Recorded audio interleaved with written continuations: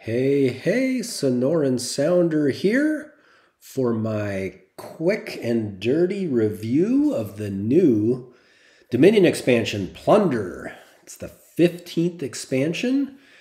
It was released in December 2022, which is about a month ago now as I record this. It is a very large expansion. There are 500 cards, including 40 new Kingdom cards. All right, let's get to it. There's a lot to love about this expansion. I'm just going to kind of give you a quick overview and highlight some of the key things that I really enjoy about this expansion. And we're going to start off with duration cards. So duration cards are, of course, a long established mechanic. Dates back all the way to the Seaside expansion. Duration cards are fun. They get to stay in play and have an effect for future turns. So there are many new duration cards as part of this expansion. And I've got just 3 of them here to kind of give a quick overview and highlight of a few of the different cards in this expansion. First one is Flagship. +2 coins the next time you play a non-command action card, replay it. So it kind of sounds a lot like Throne Room in that you're getting to replay the next card that you play in a turn, but it is Throne-ish, but it's very different in that it doesn't stack quite the same way that Throne Room does. If you throne a Throne Room, then the next 2 cards you play get played twice. With this, if you play Flagship, it's the next 1 card you play would get played 3 times. And this may or may not be a duration card. If you've played a number of villages and then you play a flagship or multiple flagships and then another just regular action card during that turn, the flagship effect goes into play right away, and you get that replayed action card. If, however, you play a flagship and then you don't play any further action cards that turn, the flagship does stay out as a duration card until the next time you play an action card, which is presumably the next turn, but could be multiple turns. So very unique and different in that regard.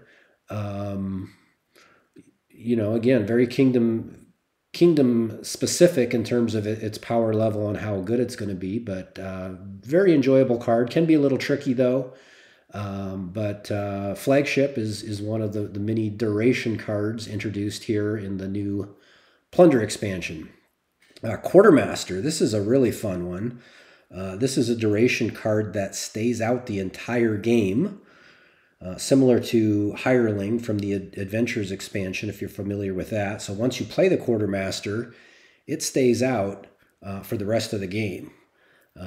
As you can see from the text, at the start of each of your turns for the rest of the game, you choose one. You either gain a card costing up to 4, setting it aside on this, or you put a card from this into your hand. So it's a workshop. It gains the card costing up to 4. So you can either choose to gain it on that turn, or if you've already gained one, you can put it directly into your hand.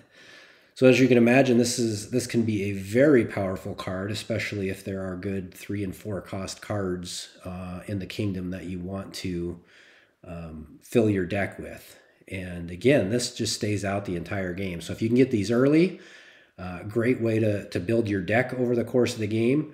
Late in the game, you could even gain victory cards with it. You can gain estates, and you set them aside on the Quartermaster itself so they don't clog up your deck.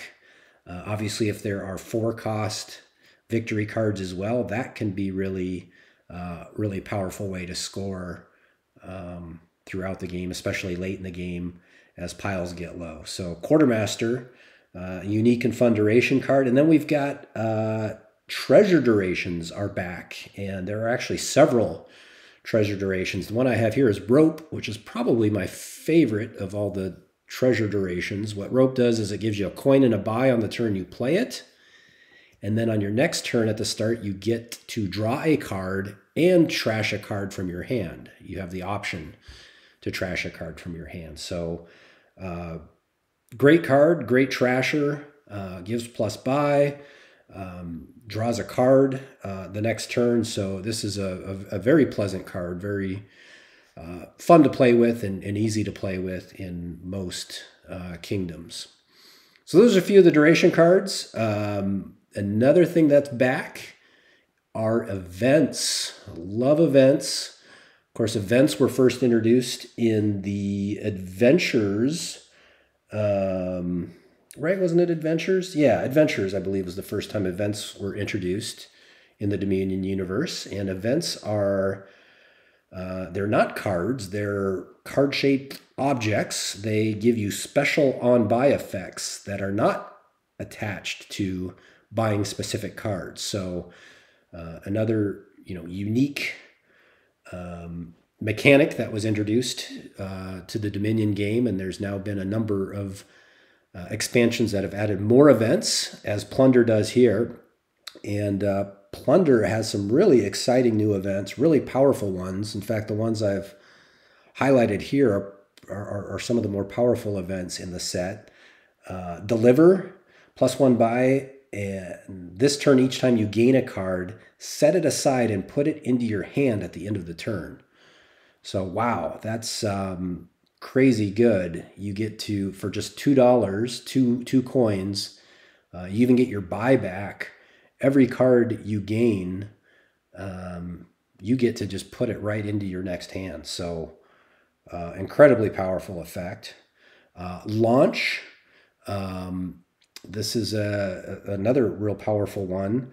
It lets you return to your action phase. So I believe that mechanic was first introduced in the Empires expansion with the Villa card, where you buy Villa, you get to put it into your hand and return to your action phase. And then again in the Menagerie expansion with Cavalry, had a similar effect, where in your buy phase, if you buy a Cavalry, that card would draw you cards and return you to your action phase. So this is an event, so you're not buying a card that goes into your deck, which may be good, may be bad. Oftentimes Villas and Cavalries are not necessarily cards you want in your deck, at least not in large quantities. So this is kind of nice in that you're buying an event that lets you return to your action phase, and it kind of has a little bit of the effects of both Villa and Cavalry in that it gives you an action like Villa does, 1 instead of 2. Same thing, with lets you draw a card, 1 instead of 2, as Cavalry did, and then it gives you an additional buy. So this can be very powerful. It's something that you can use if you want to clear a card from your deck. That's probably a pretty weak use of this. Maybe you're hunting to find a Smithy card that can draw you further cards, so you launch and hope that the next card you draw, especially if you've got multiple actions left, lets you continue your turn and draw your deck and have a full turn that you otherwise wouldn't have had, or gain and play. Would be a very powerful way to use this as well, right? If you've had a big turn, you've got a lot of buys, a lot of coins, you buy multiple cards, they go in your discard, and then you launch and get to potentially play some or all of those cards that you just bought on that same turn. So very powerful event, launch. And then finally here, Journey. Journey is similar to the event Mission, where it gives you an extra turn. So if the previous turn wasn't yours, you get an extra turn. With Journey, you don't discard the cards from play. So all those cards stay out. So this isn't not something that you could use if you've drawn your deck and you don't have any cards left. But early to mid game, really powerful in that it gives you a whole full other turn. And unlike Mission, where Mission you cannot buy any cards, you can have a full turn with this in terms of buying cards, buying events. So in many kingdoms, this is going to be even better than Mission. Again, obviously very kingdom dependent, but all three of these events really are extremely powerful. And I can't imagine any kingdom where these events won't be relevant, especially at different points of the game, even more so. So 3 really powerful events here. There are several other events introduced in this expansion as well, but these are just 3 of them. So love to see more events as part of the Dominion universe. And then the third thing that I really love about this expansion is traits, or our traits. Traits is a new mechanic introduced in this expansion that modify a supply pile. So often the traits are real simple, like the first one we see here, cheap.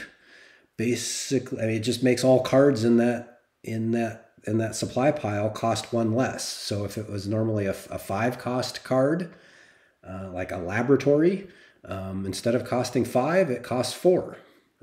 So it just makes that pile, that kingdom pile, more accessible and more attractive. Obviously, weaker cards are still going to be weak, but they're going to be cheaper and easier to buy. There are other traits that are a little bit more complex, like inspiring. And again, these traits apply to the entire kingdom pile that they are randomly assigned to. So after playing an inspiring card, you may play an action from your hand that you don't have a copy of in play. So again, this is a little trickier in that, it's going to depend on the kingdom. It's going to depend on what card that inspiring applies to, but especially when you're starved for actions, there's not a lot of villages. It's going to make these cards more attractive in that once you play one, if you've got other cards in your hand that you haven't played yet, it allows you to play it without using up an action. So very unique and interesting, and in certain, depending on the card and the kingdom, can be very interesting and attractive. And then the third one I'm showing here is called Shy. At the start of your turn, you may discard 1 Shy card for +2 cards. So it's kind of a laboratory effect where you get to discard the card and draw 2 cards at the start of your turn. Doesn't use up your action, and it doesn't use up the card either. The card goes into your discard pile, so if you can draw back around to it, you can play the card normally. So if it was on something like Wine Merchant as the Shy card, you may want to discard that at the beginning of your turn to kick your turn off and help make sure you draw. And if you do draw and draw back around to it, then you can play that Wine Merchant at the end of your turn for its normal effect of the coins in the buy and benefit from it that way. So this is a pretty powerful trait when it's in the kingdom, and something that definitely makes that kingdom pile that it applies to much more attractive. So traits, very unique and interesting, a fun new landscape that we get from Plunder. So very much have enjoyed playing with the different traits so far. And now we're going to move on to the fourth thing I love about this expansion, and this might be the most controversial of my takes, and it's Shaman and the Shaman mechanic. And I just find this extremely interesting. It provides a whole new experience, a game-playing experience. Basically, what games that have Shaman in the kingdom, what happens is each turn, at the start of your turn, you're required to gain a card from the trash. So really, it's kind of like a reverse cathedral, if you're familiar with the cathedral project, where it's with cathedral, it's optional. You buy it, you buy the project, and then for the rest of the game, you are required to trash a card from your hand at the start of each of your turns. Well, this does the opposite. Instead of trashing a card from your hand, you have to gain a card from the trash.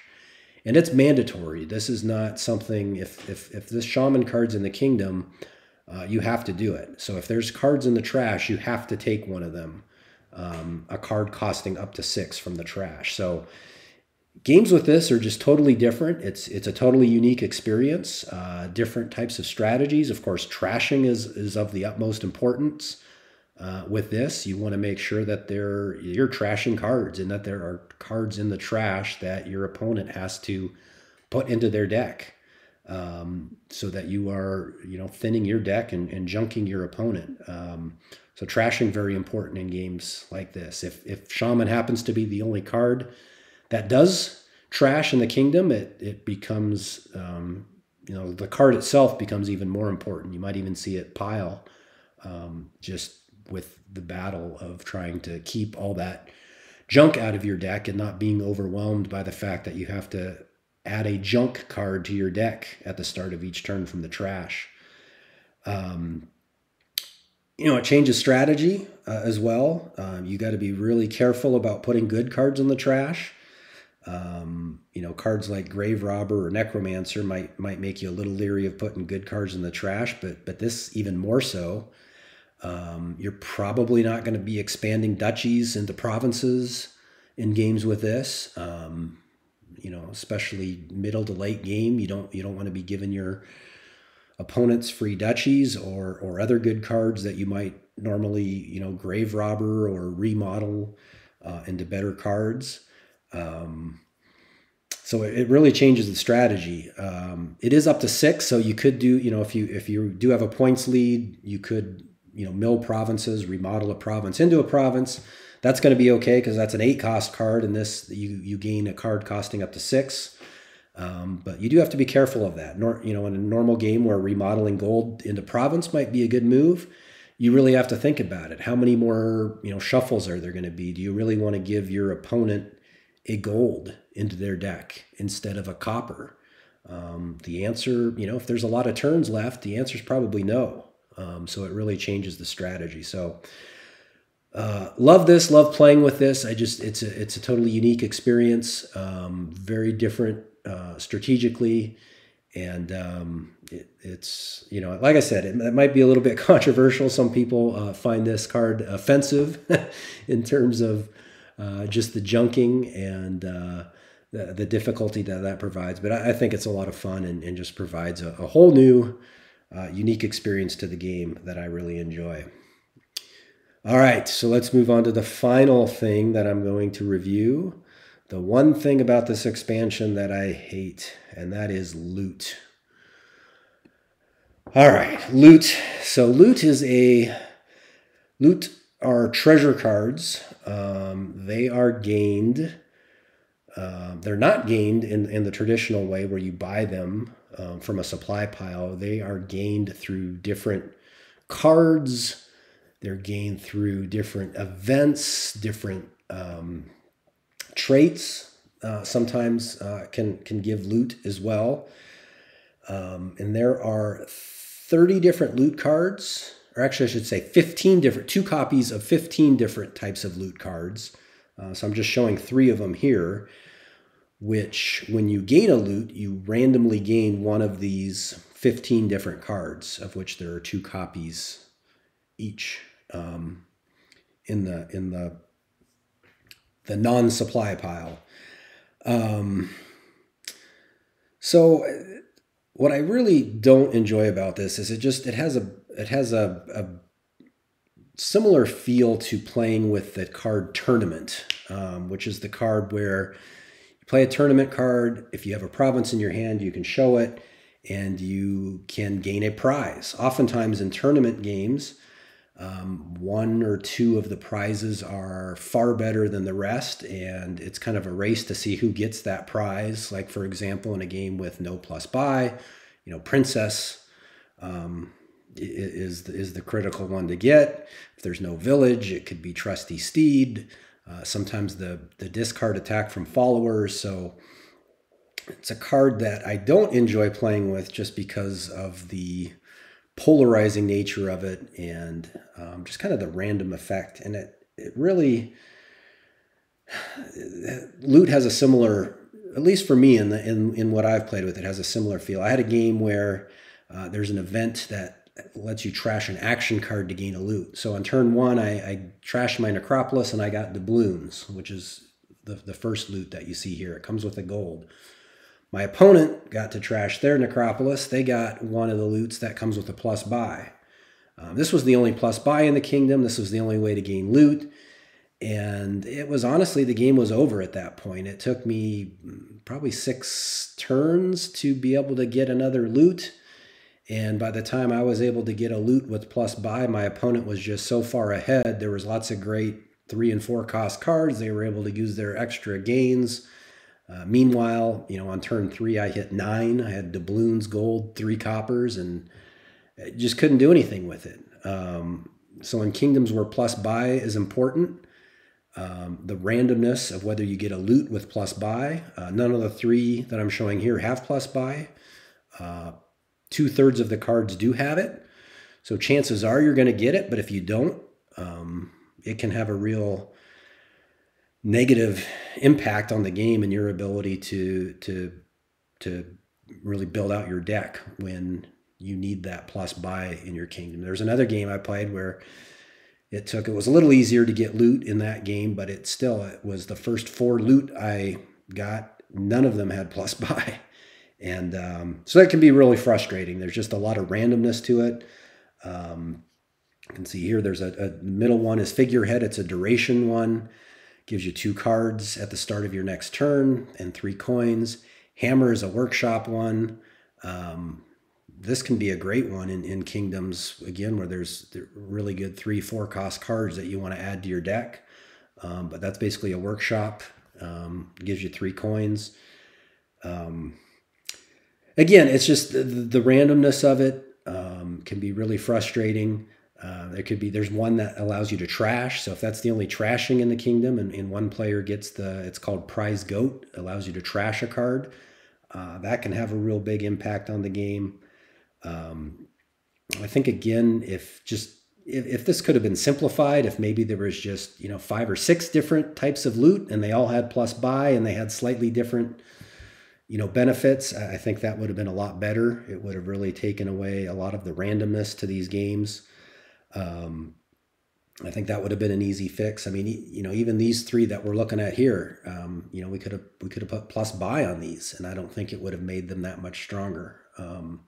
Figurehead's a duration one that you can't play every turn anyway. So, why not add plus buy to it? Hammer, maybe instead of gaining a card up to 4 cost, it could be up to a 3 cost card, and you could put plus buy on it. So I think there's a lot of things that could have been done to make loot better. Maybe even given the choice, if we're going to have all these different types of loots, at least with tournament, you got to pick, the prize. If you got to pick which loot you wanted to add to your deck, I think that would be a lot more fun and enjoyable and take away a lot of the randomness that you've seen so far with loot. So anyway, maybe playing with it more, I will change my mind and not be so down on it. Maybe I've just had bad luck with it, but that's the one thing I really don't enjoy about this expansion. But overall, this is a great expansion. Like I said, lots of things to love about it. A lot of great new kingdom cards, unique, different playing experience. Is it the best expansion? No, it's not. I really like the more recent 2 expansions better, Menagerie, as well as Allies. But it's a very good expansion overall. It's enjoyable to play with. So anyways, that's my 2 cents. That's my take on the new Dominion Plunder expansion. Let me know your thoughts. Shoot me a comment if you agree, disagree. Is my love for Shaman, is that is that sick and twisted? Do I enjoy that a little too much? Are there other things about this expansion that you enjoy? Am I too harsh on loot? Let me know.